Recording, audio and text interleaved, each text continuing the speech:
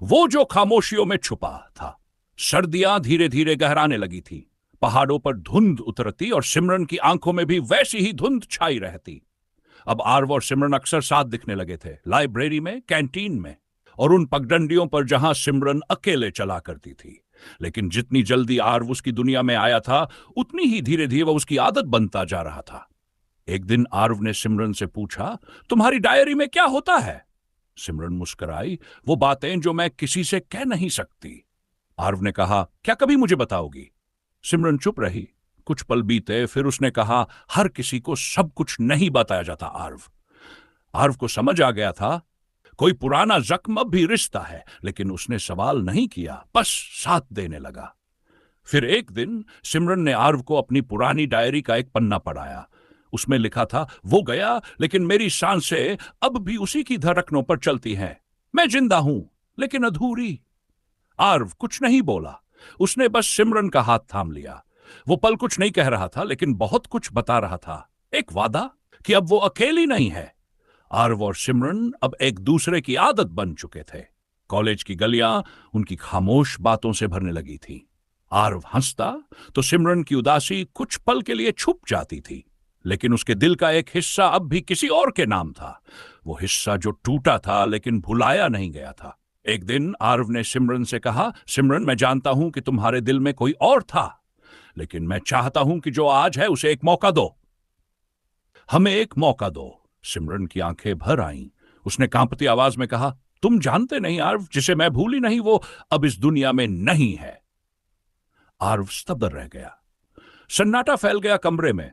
सिमरन ने धीरे धीरे अपनी कहानी कहनी शुरू की। 1 साल पहले सिमरन की सगाई एक लड़के से हुई थी, विवान, जो उसे बेइंतहा चाहता था, लेकिन एक कार एक्सीडेंट ने सब खत्म कर दिया। सिर्फ सगाई ही नहीं टूटी थी, सिमरन की आत्मा भी उसी दिन कुछ मर गई थी। तब से मैंने किसी से नजदीकियां नहीं बढ़ाई, डरती थी खो देने से। और फिर तुम आए और डर और भी बढ़ गया, सिमरन बोली। आरव ने उसका हाथ थाम कर कहा, मैं तुम्हारा अतीत नहीं मिटा सकता, लेकिन मैं तुम्हारे वर्तमान को थाम सकता हूं और तुम्हारे भविष्य को संवार सकता हूं। सिमरन की आंखों से आंसू बह रहे थे, पर इस बार वो आंसू सिर्फ दर्द के नहीं थे, उसमें राहत थी और शायद एक नई शुरुआत की उम्मीद। दिल फिर धड़कने लगा। वो शाम अलग थी, आसमान में हल्के बादल थे और हवाओं में एक नई सी मिठास। सिमरन अकेले बैठी थी उसी पहाड़ी मोड़ पर जहां वो अक्सर विवान के बारे में सोचती थी, लेकिन इस बार उसके हाथ में डायरी नहीं थी, बस उसकी आंखों में सोच थी और दिल में एक उलझन। अचानक आर वहां पहुंचा। यहां बैठने का मन किया? उसने मुस्कुराते हुए पूछा। सिमरन ने कहा, आज दिल कुछ हल्का है, पहली बार ऐसा लग रहा है जैसे सांसें बोझ नहीं है। आरव ने ध्यान से उसकी आंखों में देखा। तो क्या इसका मतलब है तुम आगे बढ़ने के लिए तैयार हो? सिमरन ने गहरी सांस ली। शायद हां, लेकिन एक शर्त है। आरव चौंका। क्या? सिमरन ने हल्की सी मुस्कान के साथ, मुझे वक्त दो, मेरा दिल फिर से धड़कने लगा है, लेकिन पूरी तरह ठीक होने में थोड़ा वक्त लगेगा।